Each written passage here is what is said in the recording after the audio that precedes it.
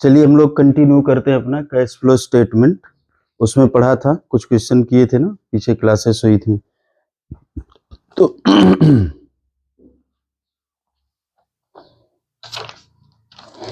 एक क्वेश्चन लेते हैं। From the following statement the year ended 31st March 2023। 31st March 2023, ठीक। Calculate the net profit before tax and extraordinary item. बात समझ में आ रही है? जो हम लोगों ने एसपीएल का डिस्कशन किया था उसमें से जो एक्स्ट्रा ऑर्डिनरी आइटम माइनस किया गया तो उसके पहले वाले प्रॉफिट की बात कर रहे हैं। इसको हमें कैलकुलेट करना है, बहुत ही आसान है। सबसे पहला इन्होंने लिखा है, अच्छा क्या करना, पहले लिख लें कैलकुलेशन ऑफ नेट प्रॉफिट, लिख लिया जाए ना। Calculation of net profit before, क्या बोला था, सेंटेंस याद कर लो। Before tax and extraordinary item.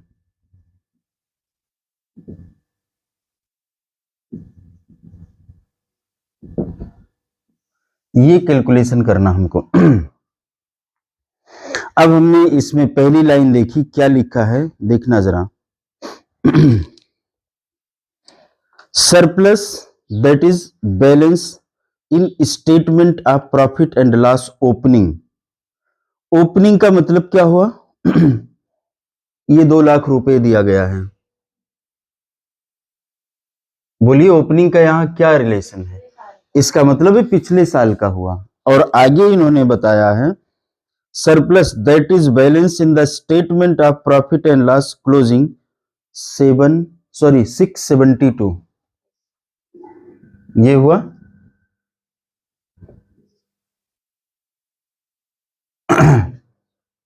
ये हमारा क्या कहते हैं, ये हम सरप्लस में लिख लेते हैं। जो हमारा सरप्लस है कितना निकल के आएगा? ये 4,72,000। ये बात समझ में आई कि नहीं? पहले से हमारे पास कितना था? 2 लाख था। और इस साल ये कितना पहुंच गया है? 6,72,000। मतलब कुछ ऐड होकर के गया होगा, तो इसीलिए हम इसको उसमें से निकालते हैं, माइनस करते हैं, सब्सट्रैक्ट करके ऐसा देखते हैं इस साल सरप्लस में कितना ट्रांसफर हुआ है। अब सरप्लस में ट्रांसफर होने के पहले क्या क्या काम करते हैं? जो कोई रिजर्व बनाना होता या और भी कोई ऐसी चीजें होती, उसमें हम पहले सब ट्रांसफर कर लेने के बाद तभी तो जो बैलेंस बचेगा उसको ट्रांसफर करेंगे। अब अगली बात पढ़ते हैं। लिखा transfer to general reserve 2 lakh रुपए, माइनस कर दिया जाए, ऐड कर देंगे, माइनस नहीं। क्योंकि क्यों ऐड करते हैं सोचिए? क्योंकि रिजर्व में ट्रांसफर कहां से होता? जो प्रॉफिट आया है। और हम तो प्रॉफिट वो निकाल रहे हैं, कौन सा प्रॉफिट निकाल रहे हैं? जो हमारा एक्स्ट्रा ऑर्डिनरी आइटम के पहले का होता है। और जनरल रिजर्व में तो जब प्रॉफिट आ जाता है उसके बाद से ट्रांसफर करते हैं। कौन सा प्रॉफिट? सभी सब माइनस होने के बाद में निकल करके आता है। तो इसका मतलब है कि अगर वहां पहुंचना है तो हमको क्या करना पड़ेगा? अगर माइनस किया है तो प्लस, प्लस किया है तो माइनस, सीधी सी बात। और कोई मैथमेटिक्स नहीं है। बच्चे याद करते रहते हैं, याद करने से बात नहीं बनती, लॉजिक शुड बी क्लियर। अगली बात है proposed dividend for the previous year ended 31st March 2022। तो जो डिविडेंड है वो भी माइनस हुआ होगा। डिविडेंड भी तो टैक्स वगैरह चार्ज करने के बाद ही माइनस होता है ना, तो इसको भी ऐड कर देते हैं। अरे ये तो लिखा ही नहीं, एक बार पहले बता गए, भूल गए। जनरल रिजर्व कितना था हमारा? 2 लाख। इसके बाद दूसरा क्या है? Propose dividend.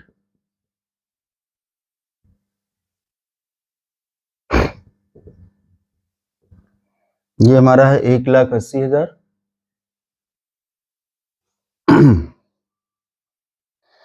इसके बाद है interim dividend paid during the year. तो जो इंटरिम डिविडेंड है वो तो इसी साल दिया जाता है।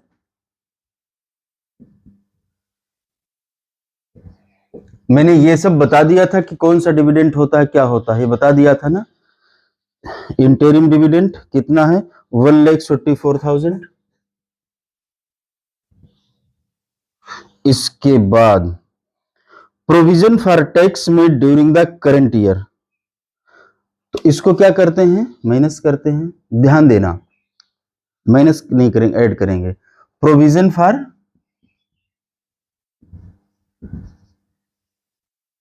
टैक्स, ये हम क्या करते हैं? ऐड करते हैं। कितना है? 2 लाख।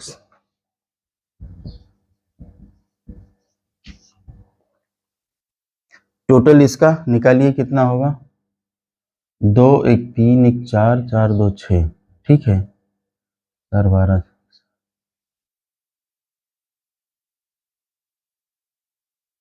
ऐसे कुछ आ रहा है क्या? देखो, ऐड कर लो।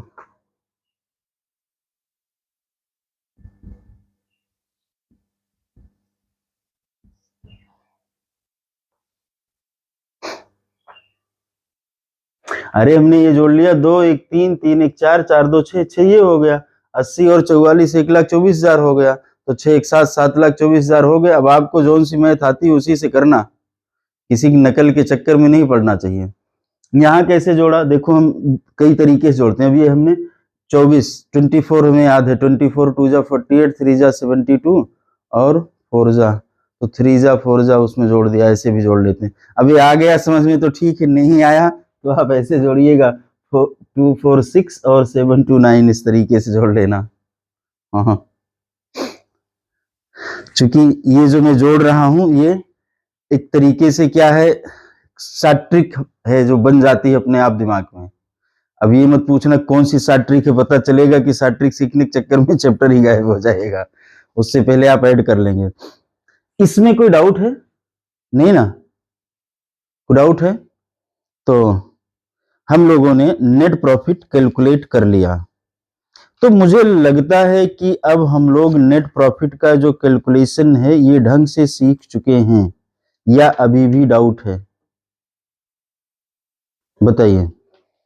अब नेट प्रॉफिट कर लिया, क्या करते हैं? कैश फ्लो पर आते हैं। मूल रूप से जिस चैप्टर की बात थी उस पे कैश फ्लो पर आते हैं।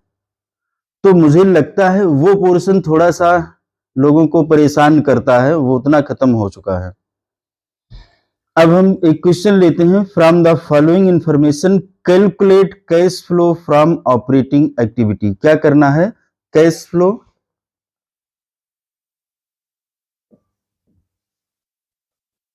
From operating activity. ठीक है, दिख रहा? बढ़िया। इसमें क्या दिया गया है? एसपीएल दिया गया है, statement of profit and loss account. Account नहीं, statement of profit and loss. 31 मार्च 23 इसकी इन डेट है। और नोट्स टू अकाउंट्स दिया गया है। तो सबसे पहले ध्यान देना है आपको, नोट्स टू अकाउंट पे ध्यान देना, और अगर कोई एडिशनल इंफॉर्मेशन दी गई है तो उसको देखना है। बात समझ में आ रही है? नोट्स टू अकाउंट और एडिशनल इंफॉर्मेशन ये पढ़ लेना, इसके बाद ही क्वेश्चन को शुरुआत करनी है। नोट्स टू अकाउंट्स में इन्होंने बताया है अदर इनकम। देखो ऊपर है अदर इनकम। सबसे पहले रेवेन्यू फ्रॉम ऑपरेशन 19,20,000। इसमें फिर अदर इनकम है 28,800। अदर इनकम का जो ब्रेकअप इन्होंने बताया है, gain, profit on sale of furniture और इंटरेस्ट। तो अब ये सवाल पढ़ करके जब मैं देखता हूं कि गेन है, कहां से गेन है? फर्नीचर की सेल से। तो क्या ये हमारी ऑपरेटिंग एक्टिविटी है? जवाब है नहीं। तो इसको हमें निकालना पड़ेगा। कैसे निकालेंगे? माइनस करके, क्योंकि ये ऐड हो चुका है। इसी तरीके से इंटरेस्ट इनकम भी है। अब अगला इन्होंने नोट्स टू अकाउंट में, मतलब मैं पहले समझा रहा हूं फिर क्वेश्चन करेंगे। क्वेश्चन करते हुए इतनी बात समझा नहीं मिलती है, और समझाइए भी तो कुछ लोग लिखने में रह जाते हैं। Change in inventory of stock in trade, जो हमारे पास क्लोजिंग स्टॉक या जो क्लोजिंग इन्वेंट्री होती है और ओपनिंग इन्वेंट्री होती है, उसमें डिफरेंस की बात बताइए। चेंज इन इन्वेंट्री का मतलब होता है ओपनिंग माइनस क्लोजिंग, ठीक है। तो opening inventory minus closing inventory, इनका क्या रहा, 49,000। इसका मतलब है कि असेट पहले ज्यादा थी और अब असेट क्या हो गई है, डिक्रीज हो गई है। बात समझ में आ रही? तो हमने बताया था कि अगर एक एसेट डिक्रीज हो रही है तो दूसरी बढ़ेगी, तो यहां पर उसका रिलेशन हमने सीधे कैश से जोड़ा था, मतलब इतना हमको ऐड करना होगा। क्लियर है ना? मैं पहले इसको समराइज कर दे रहा हूं, फिर क्वेश्चन लगाऊंगा। अदर एक्सपेंसेस इन्होंने लिखा है, अदर एक्सपेंसेस में selling and distribution expenses 1,04,000, office expenses 2,40,000, ठीक है। तो सेलिंग एंड डिस्ट्रीब्यूशन एक्सपेंसेस तो हमारा ऑपरेटिंग एक्सपेंस है, कोई दिक्कत नहीं है। ऑफिस एक्सपेंस भी हमारा ऑपरेटिंग एक्सपेंस है, इसमें भी कोई दिक्कत नहीं। हाँ, loss on sale of machinery, एक चीज ऐसी आ रही है, क्या, loss on sale of machinery, ये क्या बताएगा, ये बता रहा है कि हमारा प्रॉफिट डिक्रीज हुआ है due to non operating, due to non operating. तो इसका मतलब है इसको मुझे क्या करना होगा, ऐड कर देना होगा। ये अलग की बात है कि जब हम इसको देखेंगे, आगे देखेंगे तो अलग तरीके से ट्रीट करते हैं, जब इन्वेस्टिंग और वो एक्टिविटी में जाएंगे तो। फिर इसके बाद में आया है additional information, trade receivable. Trade receivable कुछ बड़ा है कुछ घटा, मान लीजिए। ट्रेड रिसीवेबल कौन होते हैं, डेटर। 22 में थे 224 और 23 में हो गए 262,400, तो मतलब एक एसेट बढ़ गई है तो कैश डिक्रीज हो जाएगी। ट्रेड पेबल्स 1,00,000 थे, 1,20,000 हो गए हैं, तो लाइबिलिटी बढ़ी तो असेट भी बढ़ा हुआ लेंगे, मतलब कैश को बढ़ा लेंगे। और अब ये बात हमने पीछे आपको पढ़ा रखा है, अब ये नहीं कि कोई यही वीडियो डायरेक्ट देखे और कह दे अरे इसमें क्या बता रहे हैं। आउटस्टैंडिंग एक्सपेंसेस 5600 से 3200 हो गया, डिक्रीज हुआ है, तो इसका मतलब हुआ हमारी कैश भी डिक्रीज हो जाएगी। क्लियर? कोई डाउट तो नहीं? नहीं ना? आगे बढ़ते हैं और शुरुआत करते हैं। अब यहां पर सबसे पहले हमें चाहिए होगा नेट प्रॉफिट, क्या कहते हैं उसको, बिफोर टैक्स एंड क्या बोलते हैं भाई, एक्स्ट्रा ऑर्डिनरी आइटम। ये कहीं लिखा है क्वेश्चन में, ढूंढा जाए, है कहीं क्या?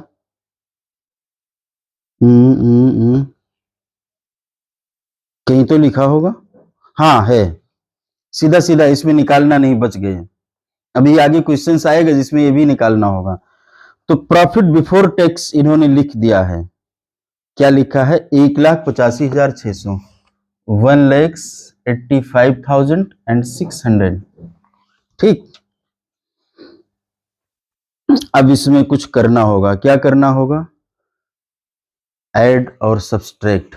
ऐड क्या करेंगे बताइए, अभी अभी हम लोगों ने क्वेश्चन पढ़ा था, तो ऐड करने के लिए हमारे पास एक तो loss on sale of machinery थी, तो मैं ऐड कर देता हूं loss on sale of machinery. कितना था भाई, कितना, 1,31,200। अब देख ले ऊपर कहीं डिप्रिसिएशन वगैरह तो नहीं है, purchase of stock in trade, change in inventory, हाँ डिप्रिसिएशन भी है, कितना, 48,000 का, तो डिप्रिसिएशन भी लिख लिया हमने,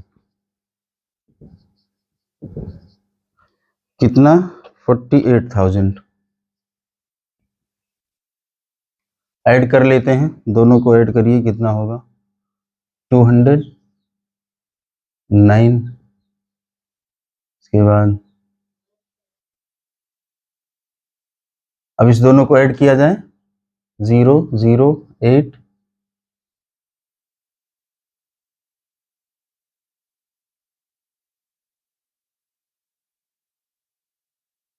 इतना आएगा,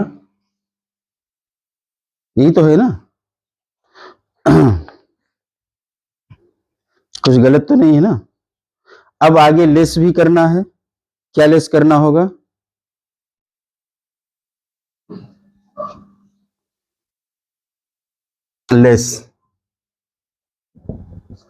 लेस में था हमारा अदर इनकम, जो gain on sale of profit, gain on sale of furniture कितना था? 24,000। और इंटरेस्ट इनकम, इंटरेस्ट को क्यों माइनस करते हैं?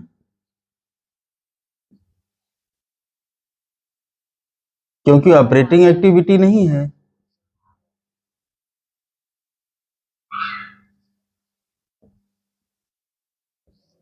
Zero zero zero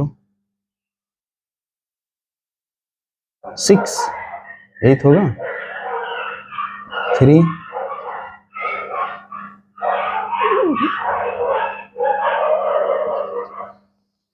3,33,000। इसको क्या कहते हैं? इसका नाम क्या देते हैं?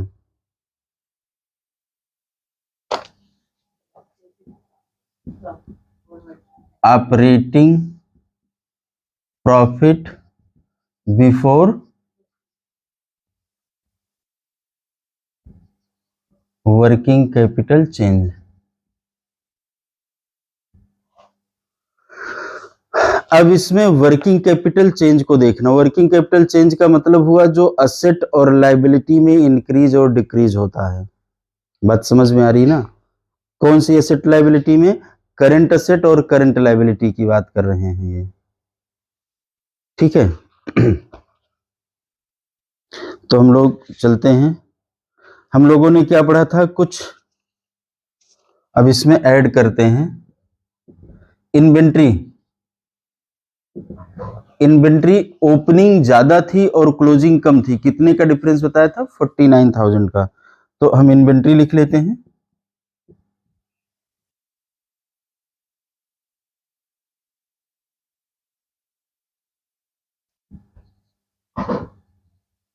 इंक्रीज इन, क्या लिखते हैं? करंट लायबिलिटी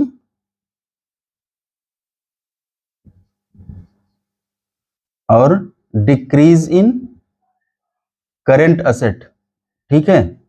तो इन्वेंट्री में कितना, कुछ तो डिक्रीज हुआ है ना, 49,600। क्लियर? वर्किंग का वो अभी चेंज इन इन्वेंट्री हम लोगों ने निकाला था और एसपीएल में दिया भी गया है और आपके नोट्स टू अकाउंट्स में भी दिया गया है, ठीक। बढ़ा जाए आगे। और इसके बाद एक और चीज, और कोई चीज है कि नहीं?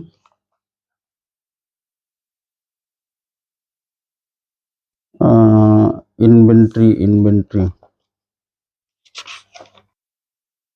एक और लिख लेते हैं, लेस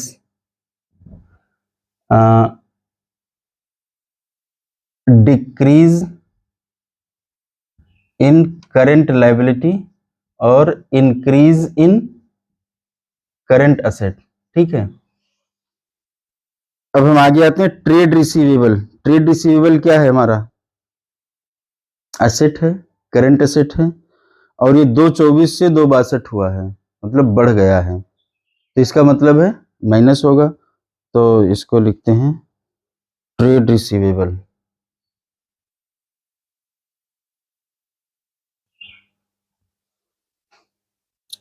बासठ माइनस 24 लिख लेते हैं यहाँ, 2,62,400 माइनस 2,24,000 कितना हो जाएगा? निकाल के बताइए। बोलिए फटाफट। 38,400 तो नहीं होगा? फटाफट बताया करो। ट्रेड पेबल्स 1,00,000 था, 20 हो गया, 20,000 बढ़ जाएगा, तो ये हम ऐड करेंगे, यही ना। और आउटस्टैंडिंग एक्सपेंसेस 5600 था और 3200 हो गया, तो मतलब लायबिलिटी घटी है तो असेट भी घटेगी। 5600 माइनस 3200 डिफरेंस आया, निकालिए 3200 5600 तो 22 20 4 2400। ठीक, निकालो, इस दोनों को ऐड करो।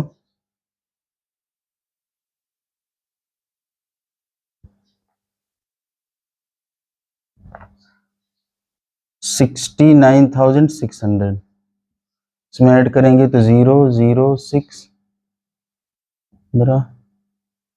और ये सही है। यहाँ पर दोनों को ऐड करके ले आएंगे 008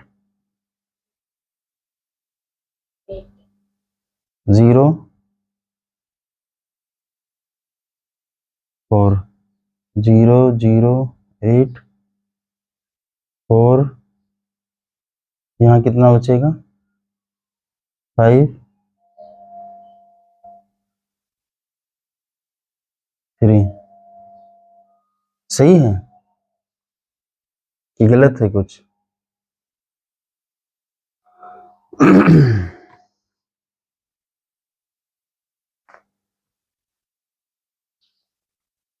इसको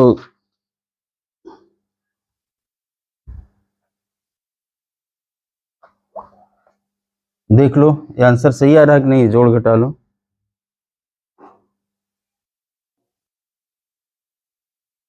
यहाँ 6 आ रहा है, ठीक है। और टैक्स भी माइनस करेंगे, लेस टैक्स। टैक्स कितना है हमारा? टैक्स है 57,600। दिख रहा है ना, किनारे तक पूरा देख लो। 002 तो इतना निकाल लो, वो कितना था 3,64,800। फिर इसमें से माइनस करेंगे टैक्स वाला पोर्शन 57,600, कितना बचा 002 ये 7 0 3,07,200।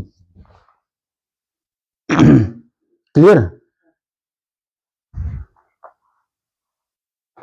ये क्या आ गया, इसका नाम क्या होता है? Cash flow